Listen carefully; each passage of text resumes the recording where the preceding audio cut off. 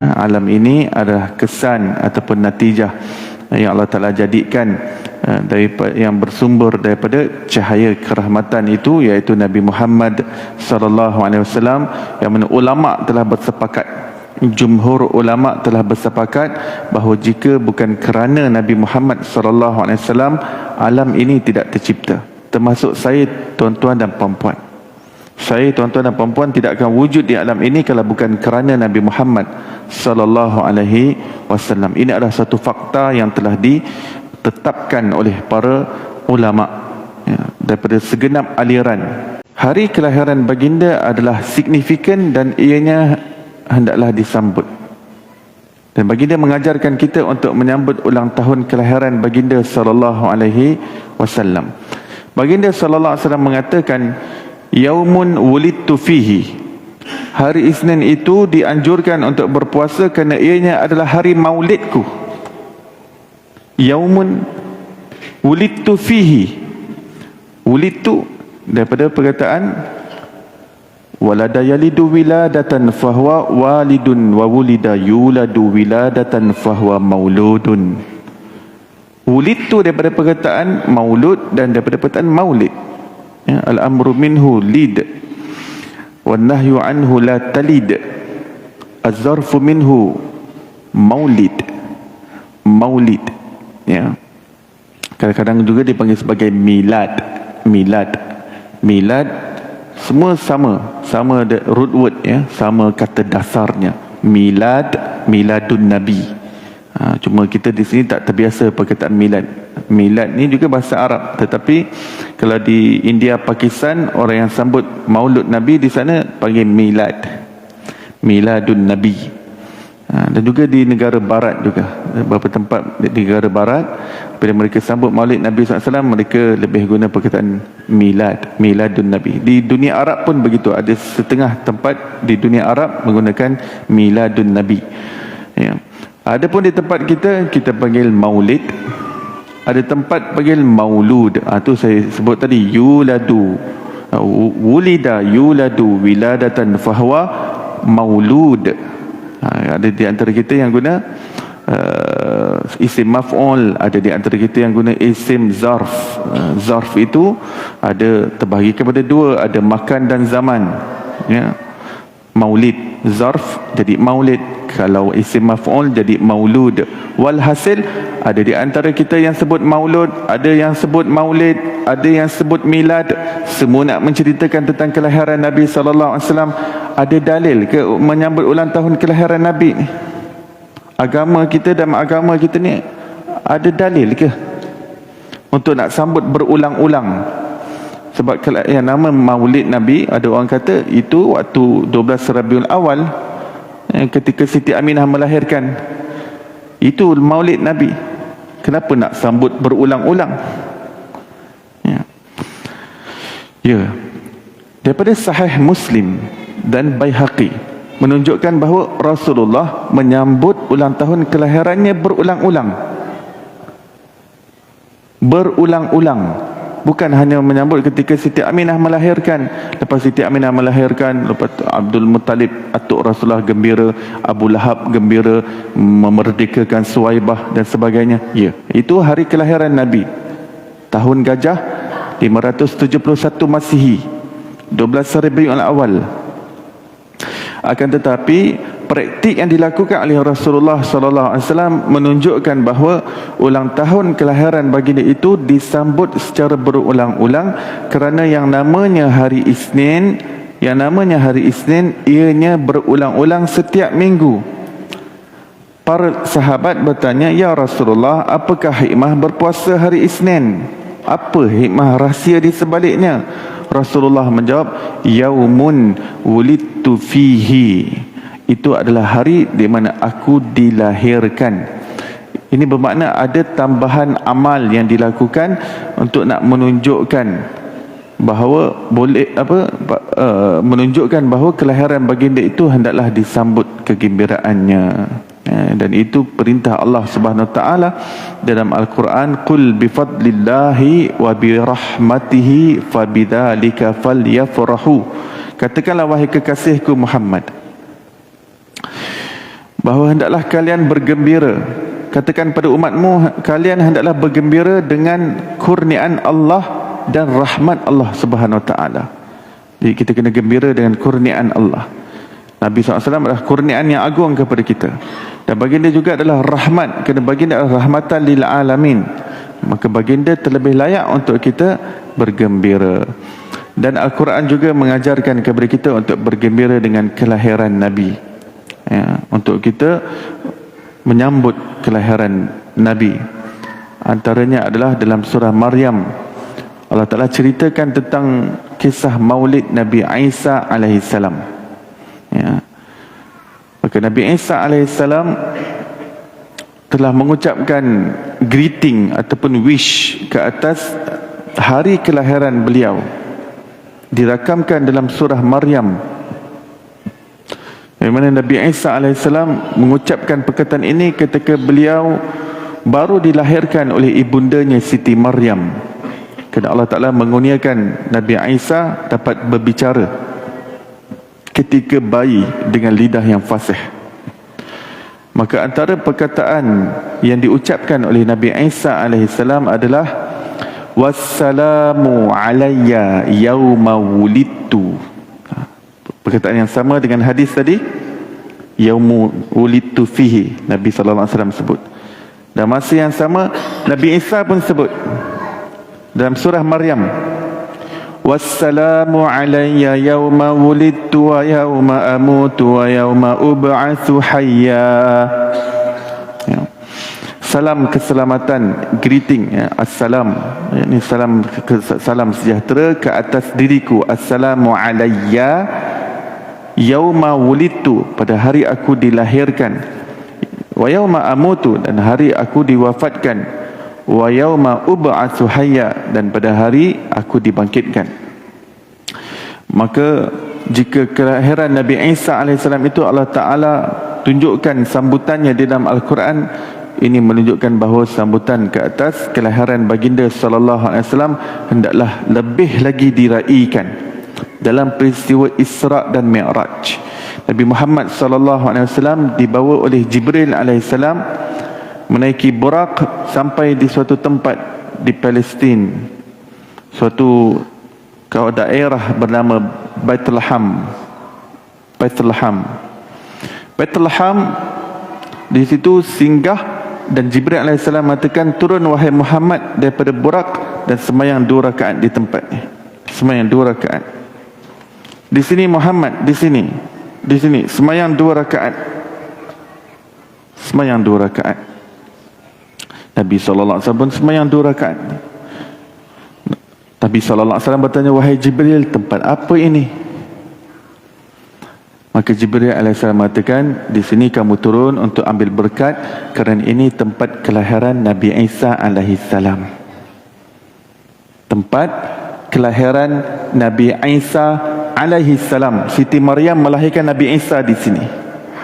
Rasulullah adalah semulia-mulia manusia, tapi Allah Ta'ala aturkan perjalanan Nabi SAW untuk ambil berkat daripada orang-orang yang mempunyai tingkatan yang lebih rendah daripada Nabi SAW. Ya. Seluruh Nabi-Nabi, tingkatan mereka semuanya di bawah Rasulullah SAW. Seluruh malaikat yang berada di langit, yang berada di bumi, yang berada di berkeliling, malaikat Jibril, Mikail, Israfil, Izrail, Malik, Ridwan, Munkar dan Nakir, Zabaniyah, bahkan seluruh malaikat, Sayyahin, semuanya berada di bawah kedudukan Nabi Muhammad SAW. Tidak ada makhluk yang dapat mengatasi kedudukan baginda SAW. Akan tetapi dalam peristiwa Isra dan Mi'raj, Nabi SAW dibawa ke tempat Nabi Isa AS dilahirkan. Ini menunjukkan bahawa kalau tempat kelahiran Nabi Isa dihargai, sepatutnya tempat kelahiran Nabi Muhammad SAW lebih dimuliakan, lebih dihargai. Jangan dihancurkan tempat kelahiran Nabi Muhammad SAW. Perpustakaan itu kalau dihancurkan, dia merobek hati kita semua. Perpustakaan itu tempat yang terakhir, masih boleh diterima. Tapi kalau maktabah itu dihancurkan, dia akan merobek seluruh jiwa umat Islam. Kalau tempat kelahiran Nabi Isa dimuliakan sebegitu, Ini kan lagi tempat Siti Aminah melahirkan Nabi Muhammad sallallahu alaihi wasallam. At least ada maktabah, daripada luar kita boleh mohon doa, daripada luar ambil keberkatan. Kenapa tidak untuk mengambil keberkatan kalau Rasulullah disuruh ambil keberkatan daripada tempat kelahiran Nabi Isa alaihissalam. Setelah itu tempat kelahiran Nabi Muhammad sallallahu alaihi wasallam adalah lebih utama lagi untuk diambil keberkatannya. Dan Nabi Isa alaihissalam adalah seorang nabi yang Allah Taala utus sebelum diutus Rasulullah sallallahu alaihi wasallam. Ya, sebelum perutusan baginda SAW sebagai nabi, nabi yang berada sebelum Nabi sallallahu alaihi wasallam, nabi yang diutus sebelum Rasulullah adalah Nabi Isa alaihissalam. Ya. Ulama mengatakan antara Nabi Isa sehingga Nabi sallallahu alaihi wasallam tidak ada nabi yang lain. Itu gap yang panjang Allah Taala letak supaya manusia betul-betul jatuh dalam kejahilan, kegelapan apabila tidak ada nabi. Allah nak tunjukkan pada dunia ni sekejap saja tak ada nabi, dah songsang. Ini kan lagi 570 tahun. Ya. Bani Israel ketika zaman Nabi Musa tinggalkan sekejap kaumnya Bani Israel, dan tinggalkan pun dengan sepupunya bernama Nabi Harun. Maka Nabi Musa AS outstation 40 hari. Outstation bukan biasa-biasa nak munajat kepada Allah Subhanahu Wa Taala Bukit Tur Sina. Balik 40 hari, tengok kaumnya dah sembah berhala lembu. Ini keadaan umat zaman dahulu. Terlengah sikit saja daripada Nabi, habis sesat, mudah disesatkan. Ya. Dan bayangkan antara Nabi Isa alaihissalam sehingga Nabi SAW adalah 570 tahun. Bayangkan keadaan dunia pada ketika itu. Kerajaan-kerajaan yang ada pada ketika itu sudah tentu berada dalam keadaan kezaliman. Tidak ada sentuhan kenabian. Bayangkan zaman Nabi Musa, sikit saja Nabi Musa masih hidup lagi, kaumnya dah mula menyembah berhala lembu. Ini kan lagi 570 tahun, gap yang sangat panjang. Zaman dahulu, dalam satu zaman banyak Nabi hidup. Zaman Nabi Isa hidup, beliau bersama dengan pakciknya bernama Nabi Yahya. Nabi Yahya ini anak Nabi Zakaria. Waktu zaman Nabi Ibrahim ada dua orang anak, dua-dua Nabi, Nabi Ismail dan Nabi Ishaq. Sepupu Nabi Ibrahim bernama Nabi Lut. Jadi kalau zaman dulu tu Nabi memang bersilih ganti, tak putus. Tapi sampai Nabi Isa alaihissalam, Allah Ta'ala jadikan satu gap, fatrah panjang. Jadi manusia ini Allah Ta'ala biarkan sehingga mereka benar-benar dalam kegelapan, kejahilan Arab, sehingga Arab dipanggil Arab Jahiliyah. Arab Jahiliyah. Supaya apabila Rasulullah SAW diutus oleh Allah Subhanahu Wa Taala, Allah nak tunjukkan keajaiban kepada seluruh dunia ini. Lihat bagaimana Nabiku dapat fix up seluruh orang Arab. Orang Arab yang begitu dahsyat, ya, sampai kerajaan Rom dan Parsi tidak mahu menakluk negeri Arab sebab terlalu jahiliyah. Mereka luaskan empire mereka ke merata tempat, tapi sampai sepadan Arab mereka tak ada selera. Tak mau. Sebab terlalu jahil. Orang Arab ni terlalu jahil. Mereka boleh bergaduh sama-sama sendiri, susah nak bersatu, dan mereka bersengketa, berperang antara satu sama lain, berketurunan-keturunan kerana benda-benda yang remeh, benda-benda yang kecil menjadi perang. Empire Rom dan Parsi kata tak apa, kita luaskan jajahan kita di tempat lain, Arab kita tak perlu sentuh. Tak ada siapa yang ada selera nak ambil orang Arab sebagai rakyat mereka. Ya. Begitu dahsyatnya dunia Arab pada ketika itu. Sebab itu dipanggil Arab Jahiliyah. Ya. Satu contoh, mungkin kita dapat bayangkan macam mana jahiliyahnya orang Arab ni. Kalau orang Arab duduk begini, dia kata, dia ada nampak depan mereka melintas perempuan mengandung. Jom kita bet, itu anak lelaki ke anak perempuan? Ini seorang anak lelaki, ini seorang anak perempuan. Bertaruh. Letak berapa dinar, berapa dirham, letak tengah. Jadi macam mana nak tahu dapat anak lelaki ke anak perempuan tadi? Adakah mereka tunggu sampai dia lahir? Tidak. Mereka nak result yang cepat. Mereka tangkap perempuan tadi dan belah di situ juga. Dapat quick result. Jatai ke tino, selalu dah dapat jawapan. Jadi siapa yang menang selalu dah ambil duit, ambil pitih, habis settle. Itu. Kalau minum arak ni, minum dalam tengkorak manusia. Arab jahiliah ni minum arak dalam tengkorak. Ini kebanggaan mereka. Banyak lagi lah. Kalau tawaf Kaabah ni, sebab Kaabah dah memang ada sejak zaman Nabi Ibrahim. Orang Arab memang memuliakan Kaabah. Tapi cara dia muliakan tu, dia tawaf dalam keadaan telanjang. Lelaki sebelah siang, perempuan sebelah malam. Telanjang, bogil, tawaf Kaabah. Dan banyak lagi kisah-kisah kejahilan orang Arab ni, dengan sengketa perang ni, itu memang dahsyat.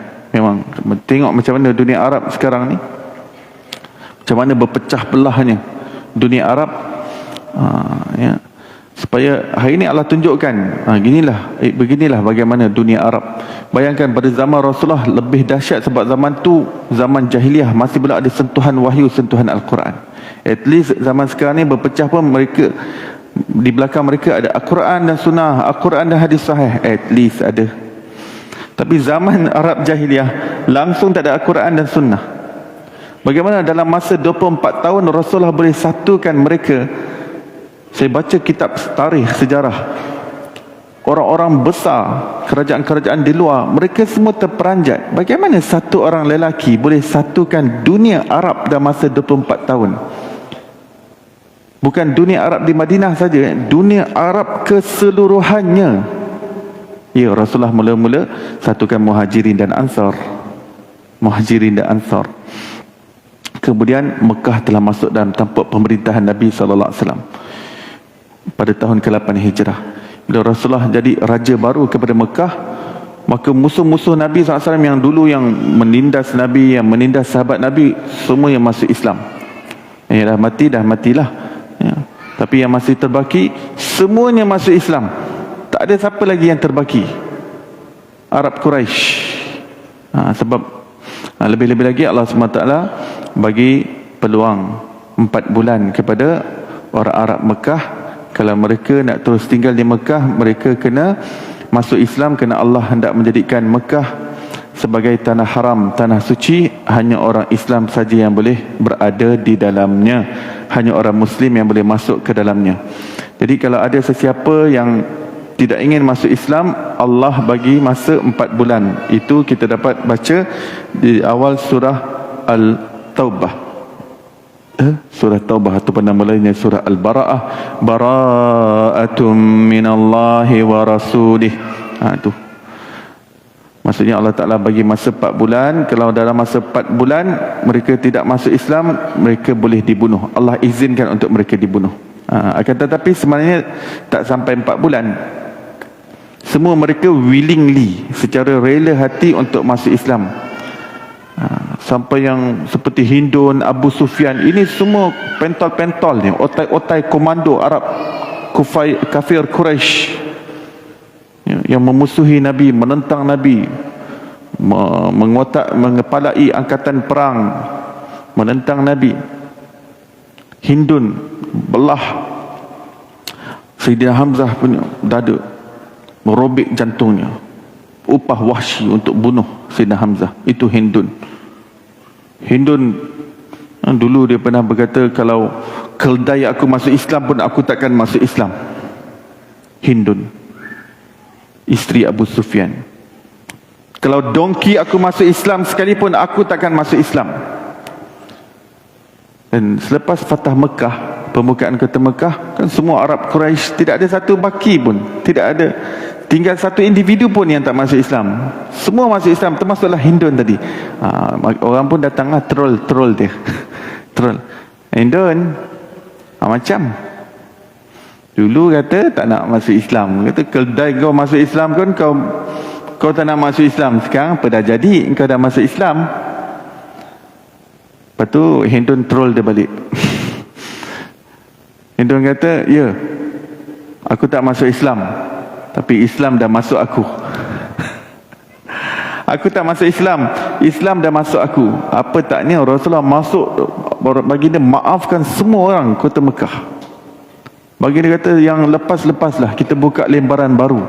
Terperanjat orang Mekah, sebab orang Mekah ingat ini masa terbaik untuk Rasulullah dan para sahabatnya balas dendam terhadap segala penganiayaan, penindasan dan kezaliman yang telah dilakukan oleh Arab kafir Quraisy terhadap baginda, sehingga baginda terusir keluar daripada Mekah, tanah air kelahirannya, meninggalkan Kaabah, pergi Zamzam, Hijr Ismail, makam Ibrahim, Safa dan Marwah untuk duduk di kota Madinah. Itu bukan suatu yang mudah. Tapi Nabi SAW masuk, maafkan semua. Bila Rasulullah keluar kerja perkataan maaf, terus Arab kafir Quraisy tadi setkan siapa-siapa yang pacu kuda terlaju untuk panggil balik family-family yang dah keluar sepadan dunia Arab. Kejar balik. Kata Muhammad maafkan kita. Muhammad maafkan kita. Antara yang dapat dikejar tu adalah Ikrimah bin Abu Jahal. Ikrimah ni anak beranak memang memusuhi Nabi SAW. Ikrimah bin Abu Jahal dan ayahandanya Abu Jahal. Ini dua-dua memang pentol menentang Nabi SAW. Dah ada kat sepadan lah. Dah dunia nak masuk kat Syam. Orang yang pacu laju. Ikrimah, Pahal. Kenapa kau laju sangat sampai sini? Tu aku nak bagi tahu Muhammad maafkan kita semua. Ikrimah ni asalnya dia dah pack barang dia keluar sebab dia tahu ini kalau Muhammad masuk dengan batalion dia, dengan angkatan dia, ini masa yang terbaik untuk dia balas dendam terhadap kita semua. Cincang kita, habis cincang kita, hancur kita. Sebab tanpa pemerintahan dipegang oleh Nabi SAW, Mekah tu seluruhnya jatuh di bawah pemerintahan Nabi SAW. Allahu Akbar. Ramai yang dah takut-takut, semua dah ada yang dah lari, termasuk Ikrimah. Ikrimah kata, kau serius ke ni? Maksudnya Muhammad maafkan kita semua? Iya, dia maafkan kita semua. Tak dia game kita semua kot. Dia saja nak maafkan dulu, nanti kita dah ada kat sana, dia bantai kita. Kau kenal Muhammad kan? Dia pernah cakap bohong ke? Ikrimah kata, ya, tak ya. Muhammad never speak lies. Muhammad Al-Amin. Make sense, dia kata, ya. Muhammad tak pernah berbelot. Yang nama Muhammad tak pernah berkhianat. Yang nama Muhammad tak pernah berdusta, tak pernah berbohong. Baik, aku percaya cakap kau. Balik. Ikrimah pun takut-takut masuk kota Mekah. Ya tak, ya betul. Tapi tak mungkin Muhammad berbohong. Jumpa Nabi SAW. Nabi SAW senyum. Ikrimah kata, betul ke kami semua dimaafkan? Semua dimaafkan dan dibebaskan. Oh, dimerdekakan. Maksudnya orang-orang ni patutnya dah jadi tawanan perang, ya. Mereka bukan saja dimaafkan, tapi tidak dijadikan sebagai hamba sahaya. Mereka semua dibebaskan, dimerdekakan. Cuma diberi masa 4 bulan untuk mereka make up their mind. Sama ada nak terus duduk di Mekah dengan masuk Islam, ataupun tak nak masuk Islam boleh, tapi keluar, pergi tempat lain, merantau tempat lain, duduk di negara lain, boleh. Rasulullah bagi pilihan. Tapi orang Arab tidak ada satu pun yang keluar pindah ke tempat lain, semuanya masuk Islam sebab semua tertawan dengan akhlak Nabi SAW. Nabi SAW boleh hapuskan segala kesalahan dan kesilapan mereka dan lepas pandang terhadap apa yang telah mereka lakukan pada zaman silam. Ikrimah apabila mendengar yang sedemikian, hatinya terus luluh. Asyhadu an la ilaha illallah wa asyhadu anna Muhammadar Rasulullah. Dan Ikrimah menjadi sahabat yang setia dan masya-Allah. Kadang saya baca hadis yang diriwayatkan oleh Ikrimah. Ada hadis yang diriwayatkan oleh Abu Sufyan. Ada hadis yang diriwayatkan oleh Hindun. Dia kata ini orang yang asalnya dahulu kuat menentang Rasulullah SAW, tapi akhirnya menjadi perawi hadis yang kita baca sebab menjadi sahabat Nabi yang Allah Ta'ala telah umumkan. Allah reda dengan mereka.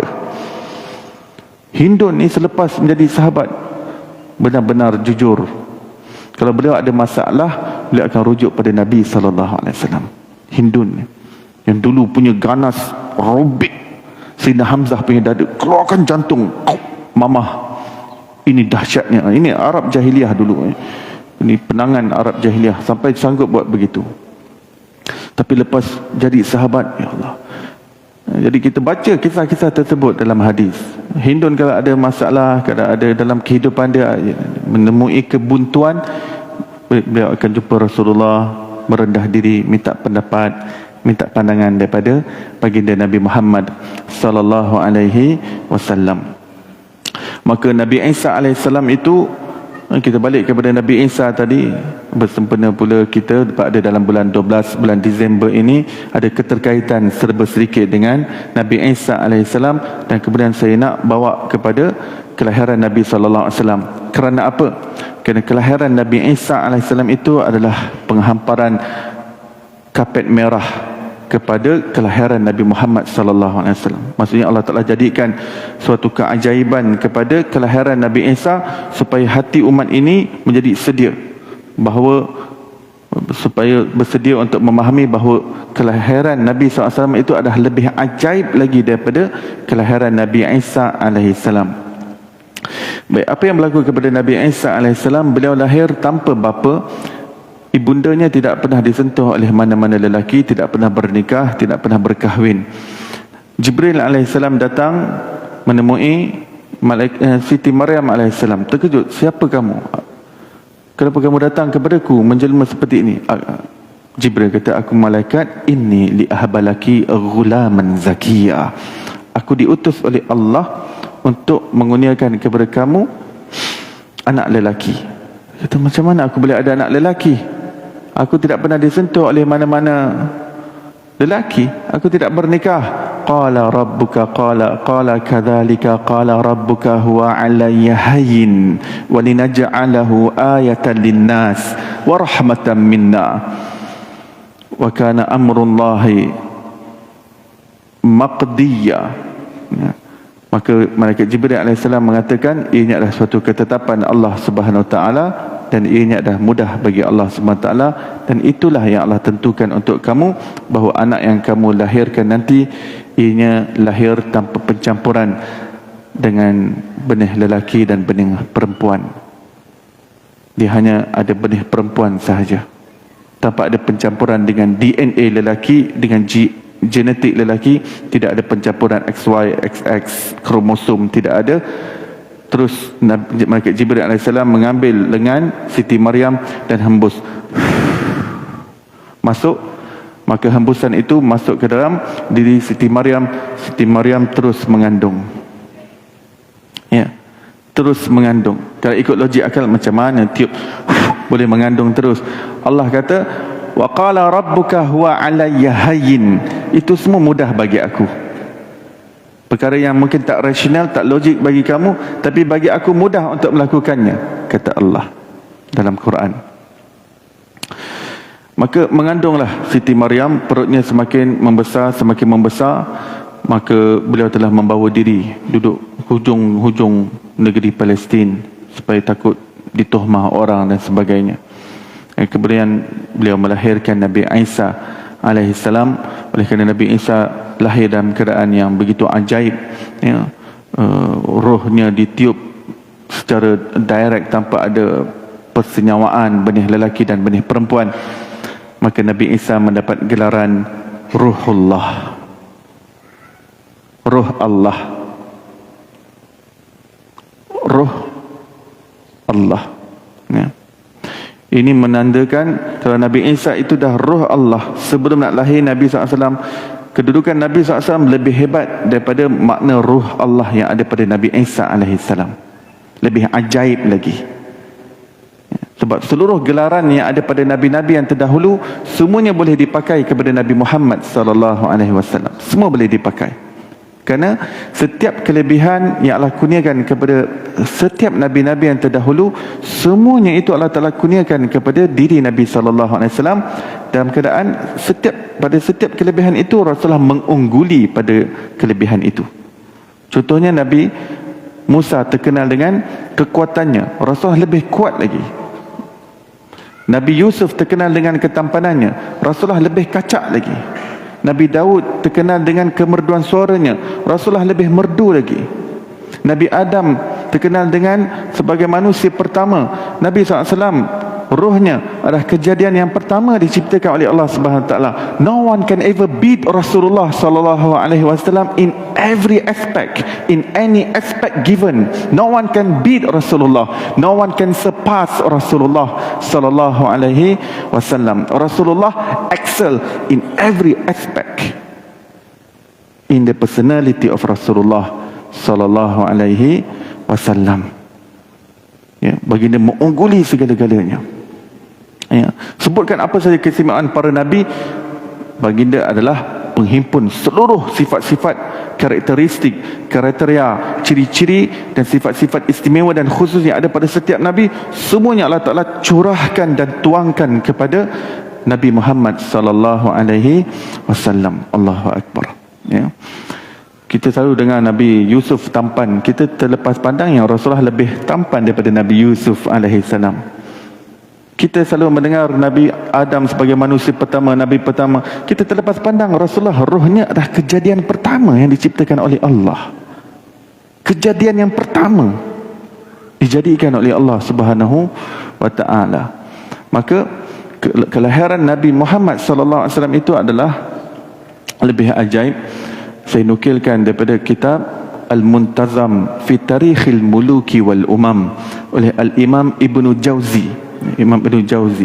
Sebenarnya banyak lagi kitab-kitab yang lain yang menukilkan riwayat kisah kelahiran Nabi sallallahu alaihi wasallam, tapi sengaja saya memilih kitab Imam Ibnu Jauzi untuk dikongsikan kerana seseorang yang ada di antara kita daripada kalangan orang yang berada dalam line hadis ataupun dalam bidang hadis, menyebut tokoh Imam Ibnu Jauzi akan mengetahui secara keilmuan bahawa beliau seorang yang sangat cermat dan teliti dan sangat-sangat ketat syarat-syarat dalam pemilihan hadis dan meletakkan status hadis.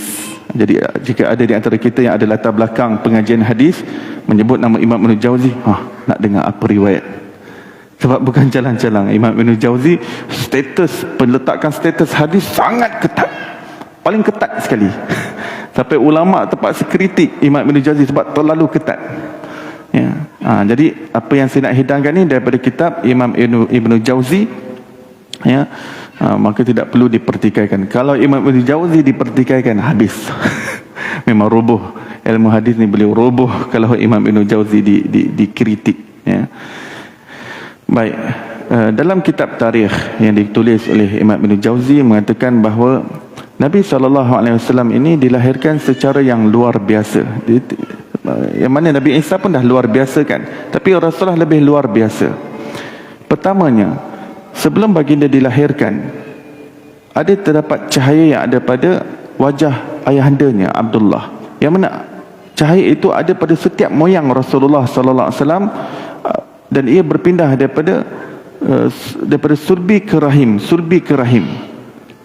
Cahaya itu ada di surbi yang moyang Nabi sebelah lelaki dan rahim sebelah moyang perempuan. Hanya saja sebelah lelaki, yang sebelah lelaki apabila berada di surbi, ya, di surbi mereka, maka pancarannya nampak pada wajah. Setiap moyang baginda sampailah ayah baginda bernama Abdullah. Ya. Dan kita tahu kisah orang perempuan ahli kitab ingin bernikah dengan Abdullah sebab nampak cahaya tersebut. Tapi bila nak masuk meminang tak jadi sebab tengok dah hilang cahaya tersebut. Orang mula bertanya, kenapa kamu tak jadi kahwin dengan dia? Sebab dah hilang cahaya. Mereka bertanya, Abdullah, adakah kamu dah bernikah dengan orang lain? Maka dia kata, ya, saya dah bernikah dengan Aminah, seorang wanita Quraisy. Maka perempuan ahli kitab tadi kata, kalau begitu saya tidak ada hajat untuk nak bernikah dengan kamu. Kerana apa? Kerana cahaya tadi dah masuk dalam rahim. Cuma sebelah wanita, saya tak pernah dengar riwayat yang adakah cahaya dalam rahim mereka itu memberi kesan pada wajah mereka ataupun tidak. Saya tidak pernah mendengar. Cuma yang sebelah lelaki memang semuanya akan terzahir di dahi masing-masing. Semua daripada Abdullah, Abdul Muttalib, Abdul Manaf, Hashim bin Abdul Manaf, Qusay bin Kilab bin Murrah bin Ka'ab bin Lu'ay bin Ghalib bin Fihir bin Malik bin Nadar bin Kinanah bin Khuzaimah bin Mudrikah bin Ilyas bin Nizar bin Ma'ad bin Adnan Ini sampai kepada Nabi Ismail bin Nabi Ibrahim AS, semuanya ada tertera cahaya, bukan cahaya spotlight ya. Apa ustaz ni kata cahaya kat muka ni macam spotlight ke torchlight ke apa ni? Tidaklah, cahaya yang sesuai dengan kulit kemanusiaan. Ya. Sekarang kita tengok muka orang, Masya Allah, bercahaya kan? Masya Allah. Kadang cahaya ni, kadang orang kulit gelap kan. Saya pernah tengok kawan-kawan saya daripada Afrika berkulit gelap, tapi wajahnya cahaya. Ya, kawan-kawan saya ada yang hafiz Quran. Ketika saya belajar di Afrika dulu, hafiz Quran, memang pagi, petang, siang, malam, memang cahaya seolah terpancar pada wajahnya. Yang sesuai dengan kulit manusia. Yang sesuai. Maka cahaya itu, cahaya cerah itu, cahaya seri, bagi cahaya seri itu kan muka ni kan berseri. Kadang orang ini nampak macam seri pengantin, kan? Nampak seri pengantin, itulah seri, itulah tu nak faham cahaya kulit kemanusiaan tu. Jadi Siti Aminah mengandungkan Nabi SAW dalam keadaan perutnya tidak besar sedikit pun. Jadi sepanjang mengandung, dia ada mengandungkan cahaya, mengandungkan cahaya sahaja, tanpa ada pembesaran daripada kromosom kepada zigot, kepada fetus, kepada janin, kemudian menjadi bayi di dalamnya. Tidak terjadi seperti itu. Kempis. Dan beliau pun ringan. Sepanjang mengandungkan Nabi SAW ringan. Dan tak mengalami alah-alah, tak mengalami ngidam-ngidam, loya-loya, tekak, muntah, tak mengalami itu semua. Siti Aminah tak merasa berat. Cuma ketika malam nak dilahirkan Nabi SAW, beliau terasa ada sesuatu nak keluar daripada diri beliau. Kerana Siti Aminah tak ada idea yang beliau ini sedang mengandung. Beliau tidak tahu yang beliau mengandung dengan sebenarnya. Ya. Cuma ketika nak dilahirkan tu, beliau merasakan ada sesuatu yang nak terkeluar daripada dirinya. Maka beliau ajak dua orang wanita Quraisy bernama Syifa dan Fatimah binti Abdullah. Lihat apa yang ada.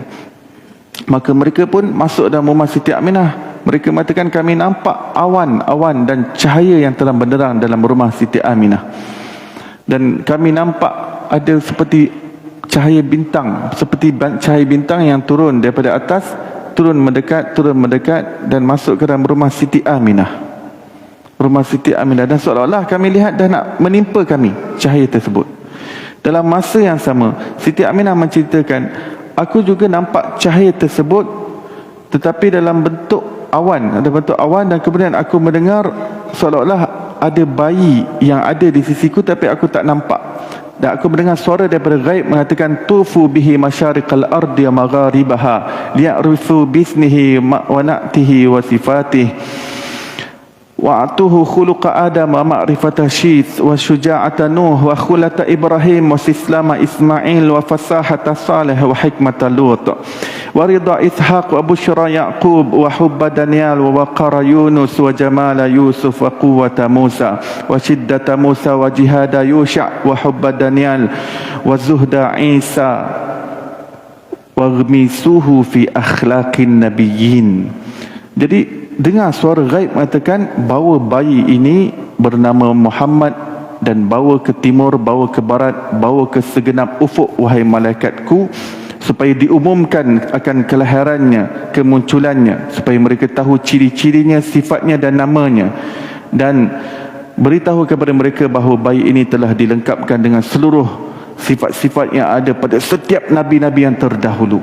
Akhlaknya akhlak Nabi Adam, keberaniannya Nabi Nuh alaihi salam, pengorbanan Nabi Ibrahim alaihi salam, kefasihan Nabi Saleh alaihi salam, hikmah Nabi Lut alaihi salam, kecintaan Nabi Daniel alaihi salam, semangat jihad Nabi Yusha alaihi salam, kecantikan rupa paras Nabi Yusuf alaihi salam, kemerduan suara Nabi Daud alaihi salam, kekuatan fizikal Nabi Musa alaihi salam, dan penyerahan diri Nabi Ismail alaihissalam, kehormatan diri Nabi Yusuf, Nabi Yunus, Nabi Yahya alaihissalam, dan kezuhudan Nabi Isa alaihissalam, dan beritahu kepada mereka semua bahawa anak ini, bayi ini telah dilengkapkan penghimpunan kepada seluruh sifat-sifat dan keistimewaan para nabi yang terdahulu. Didengari oleh Siti Aminah, seolah-olah ada bayi. Dan pada ketika itulah Siti Aminah melihat ada keluar sinaran cahaya yang terpancar daripada dirinya menyinari seluruh ufuk timur dan barat. Jadi penuh dengan cahaya. Rumah itu penuh dengan cahaya pada kejadian itu berlaku. Dalam keadaan perut masih kempis. Perut masih kempis. Jadi ada satu kesimpulan di sini. Satu, ada cahaya yang datang yang semua mereka nampak daripada langit. Lagi satu, cahaya yang keluar daripada Siti Aminah memancar ke seluruh ufuk timur dan barat. Kemudian paparan itu didekatkan mereka melihat tembok-tembok istana di Syam, Busra, Syam terpancar. Dan Siti Aminah mengatakan, aku juga nampak tengkuk-tengkuk unta disinari dengan cahaya yang keluar daripada diriku. Nampak kilauan cahaya tersebut semua, sinarannya. Maka kemudian dibawakan cahaya itu mula redup dan awan pun mula redup. Dan Siti Aminah menceritakan, ya, masih kitab Imam Ibn Jauzi, ya.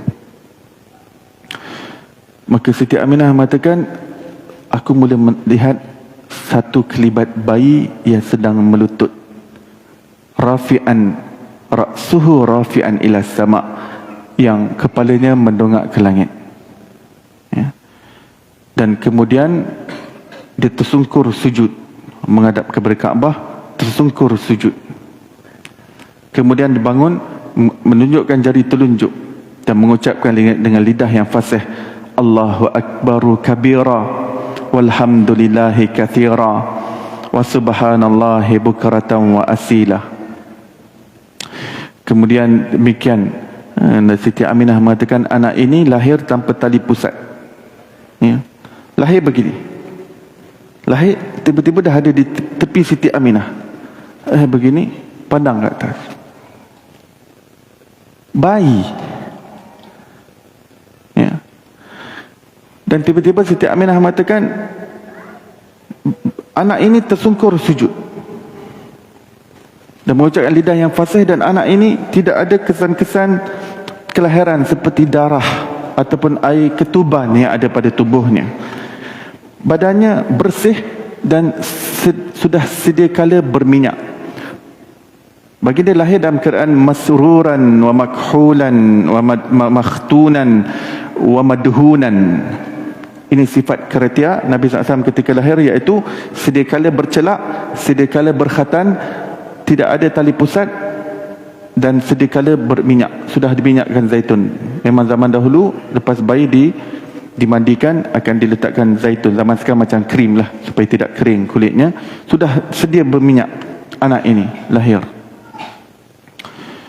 Subhanallah, ini adalah suatu keajaiban. Apa yang saya dapat simpulkan, diri Nabi SAW itu terbentuk ketika waktu baginda SAW dilahirkan, iaitu pencampuran cahaya daripada atas yang dilihat mereka dan pertembungan cahaya yang ada pada diri Siti Aminah.